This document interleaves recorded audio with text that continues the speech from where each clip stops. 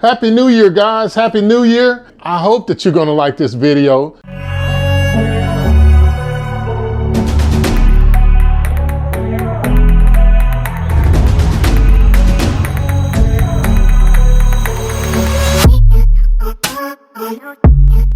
Hey, how's it going, guys? It's Paul, Spheric Reptiles, and I thank you so much for tuning in to how to tag your snake tubs. I think that's very important for you to have, not only if you're a breeder, but if you're a pet owner, that you have a proper way to let somebody else know what's going on in the tubs. Maybe they're a little bit familiar with snakes, but they don't handle them as much as you do. But what happens if you get sick, or if you're on vacation, or just anything? You need to be able to, at least for a short amount of time, be able to let some people know how they can look at your tubs or your pets, and they can take care of them, you know, as efficiently as possible. Because again, you got to remember that when people don't know as much as you do about your reptiles, then they're less likely to do it. So this is one way that I've came up with to make it comfortable for Lynn to actually care for the animals in the case that something were to happen to me, or if I get sick. I mean, during the course of a year, you just never know. You just never know. So before we get on, I'll tell you what you'll need. You will need some mini binder clips. And you can get these on Amazon, or you can go to Walmart. I think I got these at Office Depot as well, so you can go to either one of those places. I would get the minis or the mediums. I would not get the large ones because I mean, if you're trying to clip them on, it might just be too much, you know. And sometimes when you're moving, you don't want to have to apply that much pressure. The next thing you need is you can come up with your own color systems. I use 5 different colors, so it required me to get different packages. But these are all made by Avery, and you see they got a hot pink, a orange, and a green in this one. Hot pink, a yellow, green, and an orange in this one. And I needed a blue, so I ended up having to buy a bigger pack of the blue one. So I got all of these, and over the course of years, I just figured that out. Might as well buy these. And there's quite a bit in there, over 1,000 or 2,000 labels. So that should help. And I'll show you pictures of this right here. So now you can see how I have this tub, and then I also have this tub marked. So what I use those for is the blue. So I got a 1 and a 1. And so this is mainly for me, but in case of something happens, you know, hopefully I will be able to get in. But this is how I know who's paired to who. Of course, the male would be leaving and going to the female's tub. And so I got a 1 and a 1. So if it was wherever that male is at, I'm gonna put that number that corresponds with that male on with that female, so that way I know where they are, and that someone else knows where they are. So if I'm not able to make it back, I can call in and say, hey, can you remove the Batman from the pastel pod?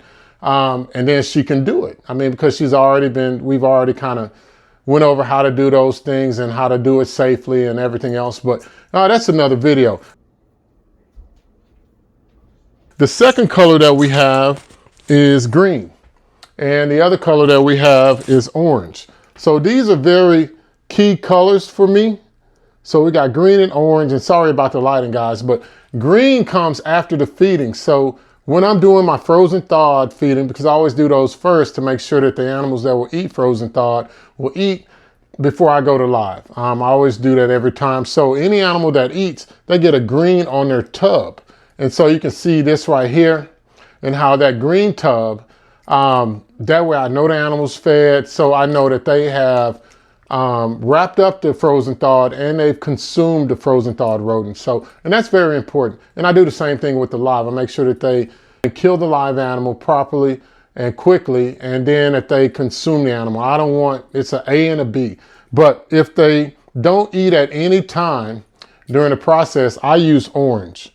And what I'll do is I'll mark whether they ate with green or they did not eat with orange on the calendar. And of course, I've shown you guys my calendar before, and I just write them all out every week. And so if one has not eaten in a while, then I'll put a 2 by their name on the calendar the next week. And so after about a month, then I get concerned. I don't get concerned right off the bat, but those are 3 colors. I use 1 for when I'm pairing and 1 for when they're eating.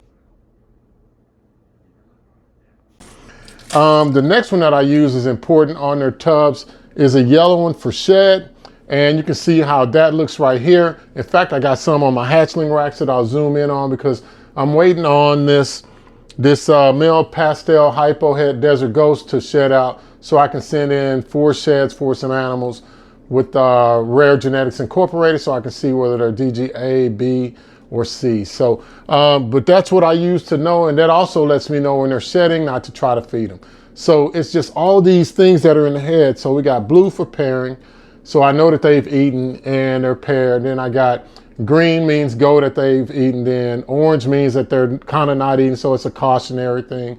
And then I have yellow for shedding. And the last one that I have is if they go for over a month, I have these red kind of tags that say D and E, that's did not eat or do not eat. So that way I can really start thinking about ways to get them to eating, whether they're dehydrated, whether the prey size is too much, or just anything like. So if they're not eating on rats, then maybe I need an African soft furred or a live mouse or something like that to try to evoke a feeding response.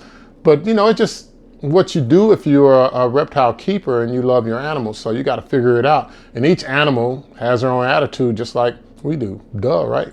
But hey guys, that's what we got. This is just one system that I use, and this is something that is scalable. So as we grow and we move and we get the ARS or Freedom Breeder racks, then we'll still incorporate the same system so that we know where our animals are, and it'll just make it that much easier for when we get a little bit larger collection, and we'll be able to manage it. So hey guys, I really hope that this helped, and I hope that you're having a great new year. And you know, just as I always say guys, like, comment, and subscribe. But if nothing else, enjoy your time with your reptiles and enjoy your time with your family.